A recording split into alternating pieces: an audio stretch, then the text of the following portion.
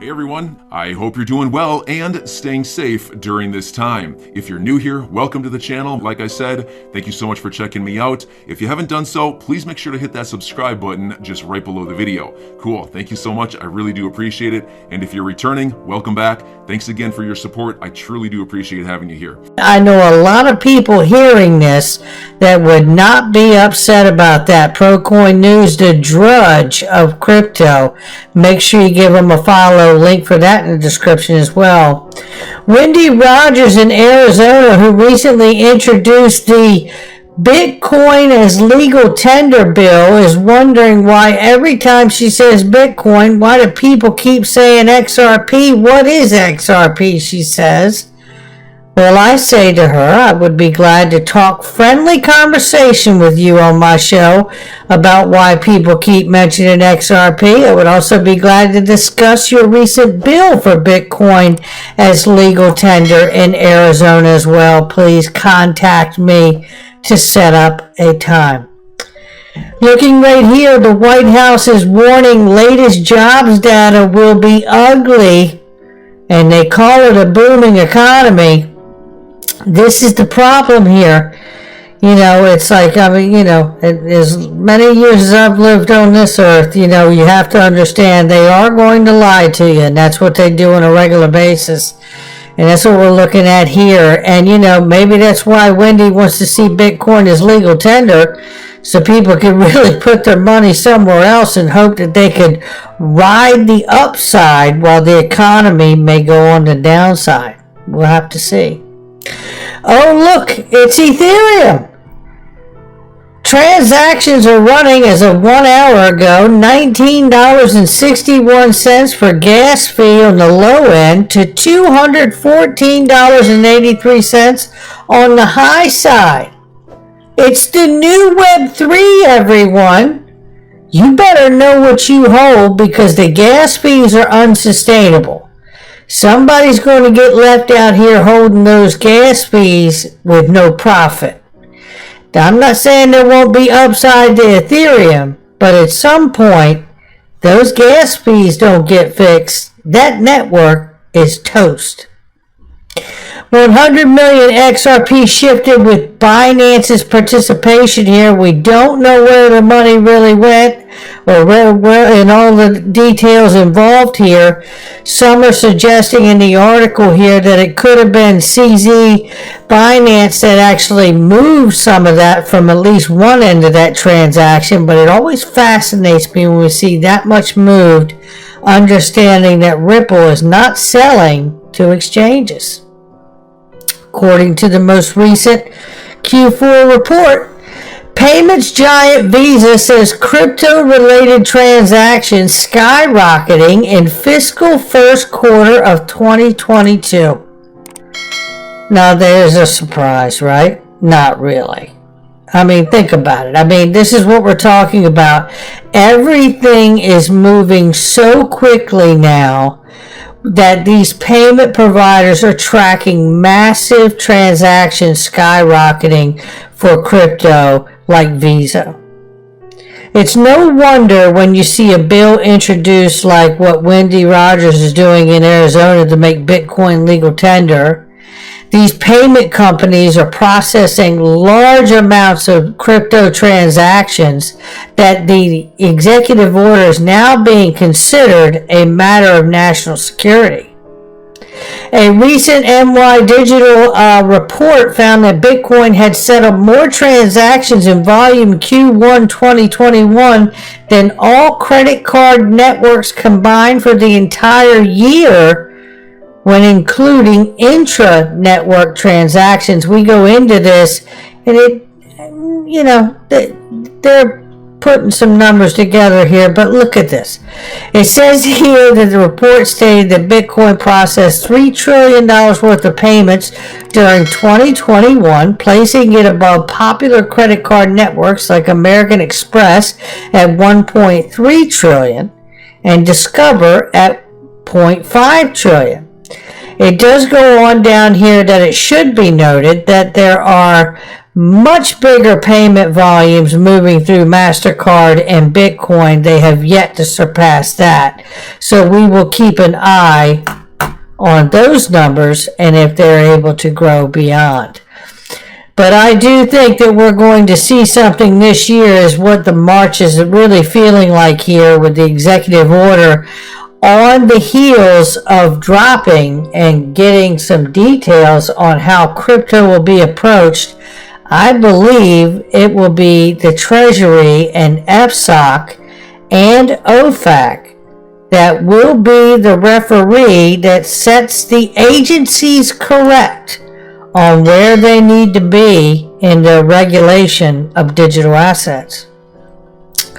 And isn't it a shame that India, to launch its own digital currency either this year or by next year, and implementing a 30% tax on crypto, gold imports by India recently hit a decade high.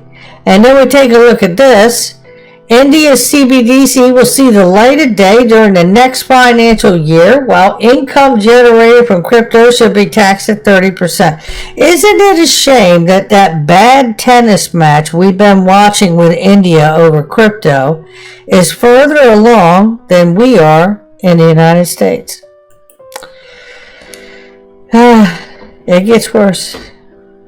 Crypto mom Esther Peirce has expressed concerns that the SEC's proposed rule changes for securities trading platforms could threaten DeFi. Well, I think Esther understands this, and I think this is her nice way of saying it, and I'm just going to say it the way it needs to get said. Well, of course it is. This is the goal. Gary Gensler comes from Goldman Sachs. The idea of suppressing DeFi and threatening to sue the likes of Coinbase, I believe, is the motivation to drive these particular opportunities back into the hands of the banks.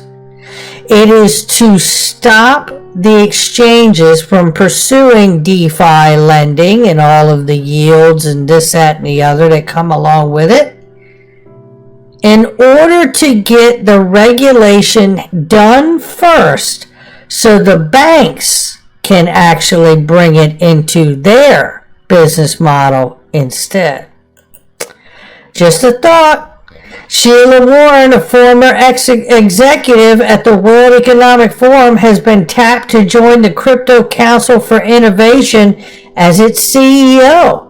Remember, Sheila Warren worked on the policymaker toolkit for implementing central bank digital currencies at the World Economic Forum, where she cited JPM coin and XRP as a solution for inter and intrabank settlement of central bank digital currencies.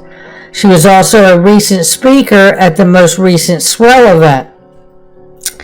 Here we see Perry-Ann Boring here, who's going to lay it down. She's got a few things to say, and I do want to remind people that Perry-Ann Boring in the Chamber of Digital Commerce has been absolutely voiceless on the SEC and Ripple case, and it is despicable.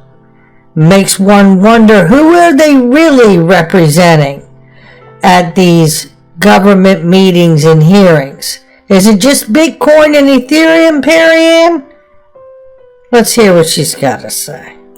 In March of 2013, FinCEN, who's department within inside the Treasury, that was the first agency to come out and issue guidance for digital assets and said they would be regulated as currency. And then the IRS came out and said, well, we're going to tax them as property. And now the SEC has jurisdiction over digital assets that are defined as securities. And then you have the CFTC, the Commodity Futures Trading Commission, regulates other digital assets as commodities. So that's 4 legal frameworks that all have very large regulatory requirements if you're defined in those ways. So this whole of government approach to bring coordination in a formal way to that process is something that could help streamline a lot of these regulatory friction points for innovators today.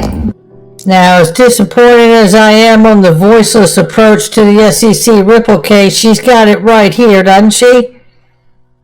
We have 4 different approaches from 4 different agencies, and this is why, if you haven't seen the video from this morning, you really should go watch that video, because I'm telling you, it is this article right here from Brownstein that is saying, basically back in October of last year, President Biden was mulling the executive order even back then on cryptocurrencies and what to watch out for. And here is what to watch out for. I've got it right here. And it is this, and it's basically right here. And it is the fact that FSOC, from the regulatory agency connected to the United States Treasury, as well as OFAC, the foreign sanction side of that regulatory agency connected to the Treasury as well, can really come in and determine that cryptocurrencies create or increase the risk of significant liquidity, credit, or other problems spreading among financial markets of the United States. This has all been added and emphasized because it was brought in by the Dodd-Frank rule, the last economic collapse that we had. FSOC's broad authorities under the Dodd-Frank Act may prove to be the battleground for the future of regulation of digital assets because of its broad super regulatory powers. Let me just go further to explain this, that SEC, CFTC are market regulators. FSOC and OFAC are prudential regulators, which means they can draft regulations and existing laws and govern in all of these things, and they can craft new regulations of cryptocurrencies without Congress's approval. Don't believe it. It's still true. They are not market regulators. They are a regulatory body connected to the Treasury, and they are the head of the President's Working Group. And Janet Yellen has said, as we've reported here on the show, if Congress doesn't get the job done with stable coins and crypto, they will.